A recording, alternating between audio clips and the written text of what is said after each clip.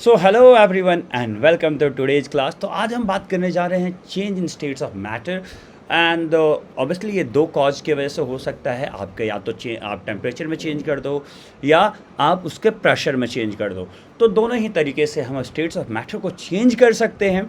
तो आइए देखते हैं कि क्या क्या प्रॉपर्टीज़ है और कैसे काम हो रहा है। तो बहुत आम ज़िंदगी में आपके पास आइस अवेलेबल होता है और आप आइस को क्या करते हो, पिघला देते हो और पानी बना देते हो, और पानी को फिर गर्म कर देते हो तो उसका वेपर बना देते हो। तो आप इसका क्या कर रहे हो, सॉलिड से गैस, गैस से लिक्विड या लिक्विड से जो भी करते रहो, आप बनाते रहो। पानी को फ्रिज में डालते हो, फ्रिज में डाल के उसको जमा दिया है ना, एंड फिर उसको सॉलिड बना दिया। एंड आपके ऊपर है आप कैसे उसको करना चाहते हो। ओके, तो ये सारा कुछ वैसा चल रहा होता है ना।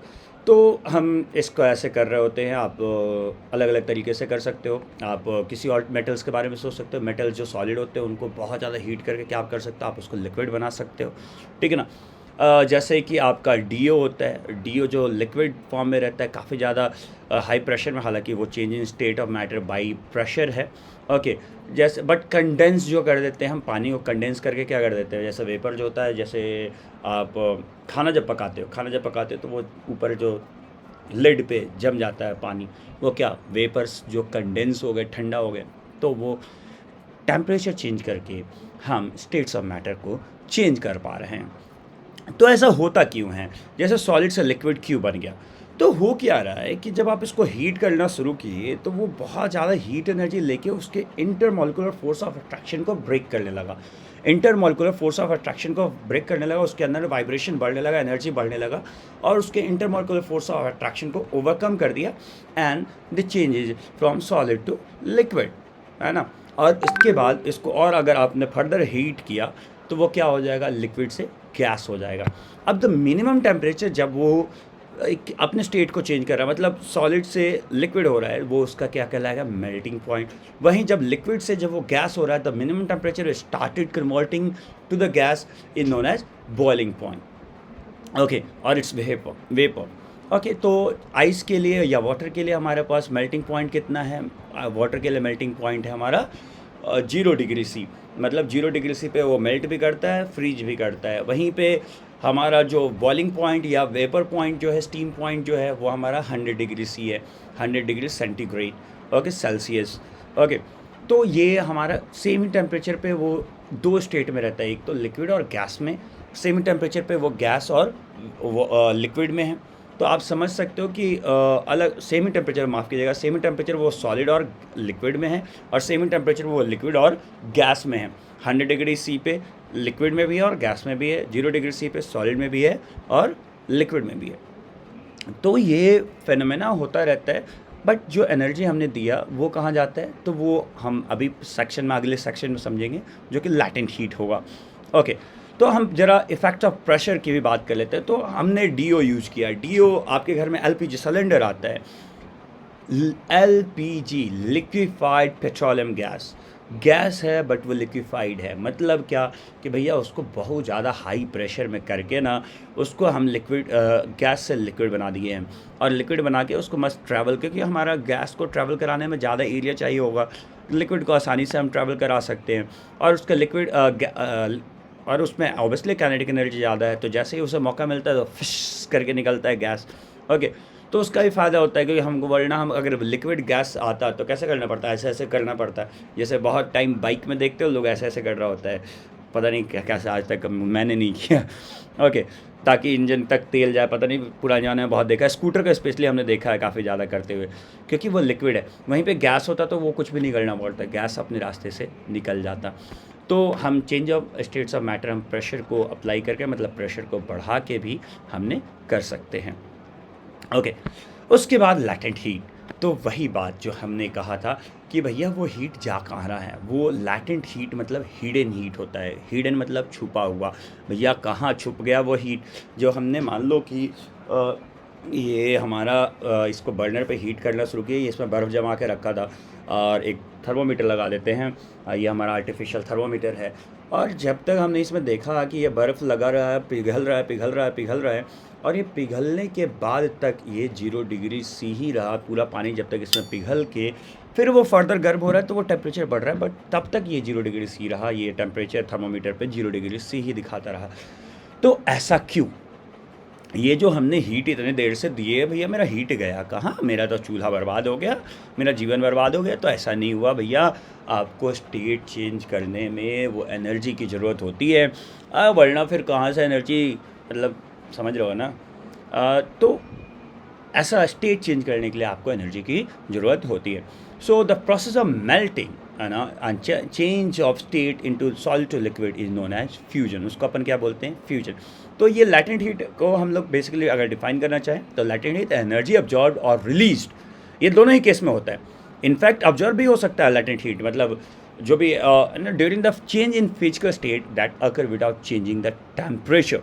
टेम्परेचर में चेंज नहीं होता है, और वही टेम्परेचर, वही एनर्जी वो किस लिए यूज होता है? चेंज ना, इंटरमोलिकुलर फोर्स ऑफ अट्रैक्शन को ख़त्म करने में, ताकि वो दूसरे स्टेट में चेंज हो जाए। Heat energy taken from the environment और heat energy release to the environment. तो देख सकते हो जब आइस से मेल्ट हो रहा है तो हीट एनर्जी ले रहा है, और हीट एनर्जी लेके ये वेपर फॉर्म कर दिया या इवेपोरेट कर गए, या जो कहना चाहो।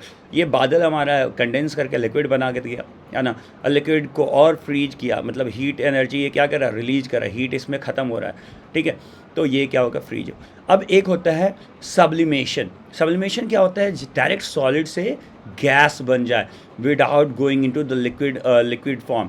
ओके, तो उस प्रोसेस को क्या कहते हैं? सब्लिमेशन। जैसे कि हमारा होता है camphor.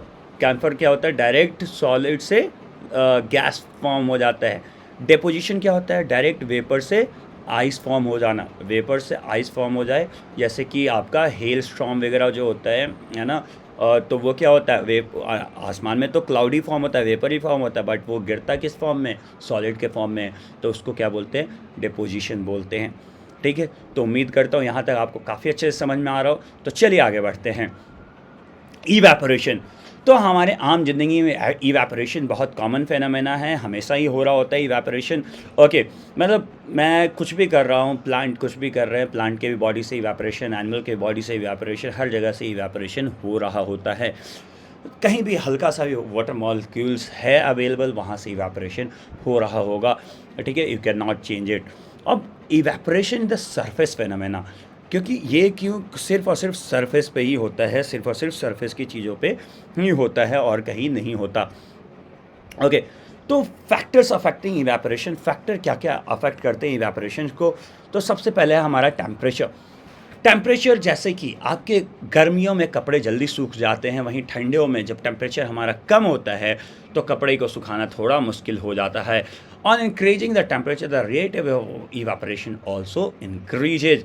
At the higher temperature, the molecules are faster and therefore more likely to molecules have enough energy to break away from the liquid to gas.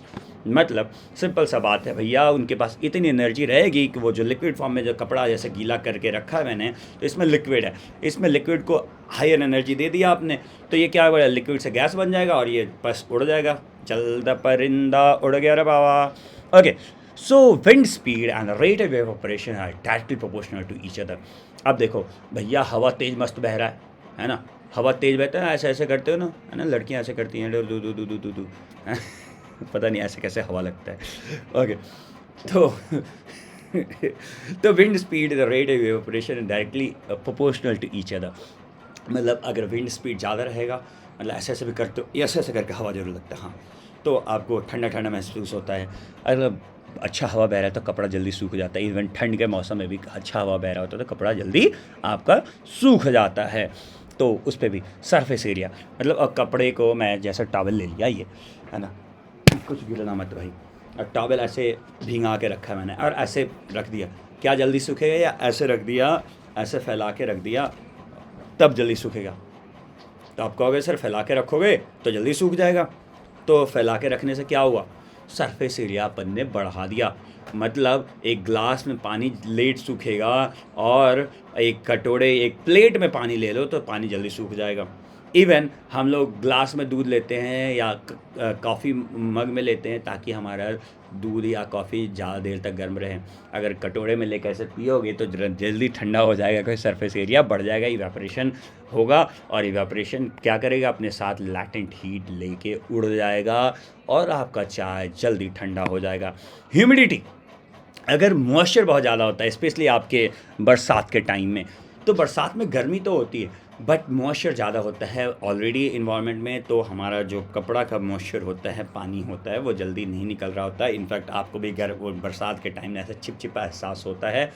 तो आप humidity and rate of evaporation inversely proportional हैं each other के, मतलब humidity बढ़ेगा तो rate of evaporation घटेगा, humidity घटेगा तो रेट ऑफ इवेपोरेशन बढ़ेगा। चकाचक बात है भाई। ओके, तो आम जिंदगी में भैया इवेपोरेशन का कहाँ कहाँ यूज होता है, तो देखो भैया हमारे पास कूलर है, इवेपोरेशन कॉज कूलिंग, उसके सरफेस एरिया, उसके वेंट में पानी गिरता है और बाहर से इवेपोरेट होता है। तो इवेपोरेट होता है तो अंदर का मस्त माहौल ठंडा हो जाता है। पंखा बोलता है ये लो ठंडा हवा। ओके, क्योंकि पंखा तो सिर्फ हवा दे सकता है ना, वो ठंडा थोड़ी करेगा। ठंडा करने के लिए हमने बाहर से इसको लगा दिया। वही सेम काम हमारा मिट्टी का ये घड़ा करता है। मिट्टी के घड़े में क्या करते हो अपन, मिट्टी के घड़े में करते हैं हम लोग उसको फिल पानी से, और उसमें छोटे छोटे पोर्स होते हैं, और छोटे छोटे पोर्स क्या करते हैं, यहाँ से बाहर पानी आ जाता है और वो धीरे धीरे इवापरेट हो रहे होते हैं सरफेस से। तो जैसे जैसे इवापरेट होते हैं तो वो भैया ठंडा अपना गरम गरम एहसास लेकर पानी का चले जाते हैं, तो अंदर छोड़ देते हैं ठंडक और अंदर आता है मज़ा। ओके, मतलब ठंडा ठंडा पानी का। ओके, और वहीं पे और भी कुछ है हमारे पास। Okay, as a result the heat energy, ठीक है मैंने समझा दिया। आप हाँ, आपके स्किन से भी यही होता है। स्किन पे क्या होता है, जैसे अगर यहाँ मस्त पसीना हो रहा है तो पसीना होता है, जब हम लोग पंखा में बैठते तो क्या होता है, यहाँ से पसीना उड़ने लगता है, हवा वेपर बन के उड़ने लगता है। अब उड़ रहा है तो क्या होगा कि यहाँ का हीट लेके उड़ेगा, उसका मस्त ठंडा ठंडा एहसास मिलता है हम लोग को, तो हम लोग को लगता है अच्छा। तो इसी तरीके से इवेपोरेशन कर देता है कूलिंग हमारे लिए, और हम लोग को काफ़ी मज़ा आता है। ठीक है, तो आई होप आप सबको आया हो मज़ा। उम्मीद करता हूँ तब तक के लिए रखिए अपना ढेर सारा ख्याल, और हम फिर मिलेंगे किसी और वीडियो में। और अगला वीडियो आई गेस मैग्नेटिज्म का रहेगा, practice question. So till then take care, bye bye, signing off, जय हिंद, जय भारत।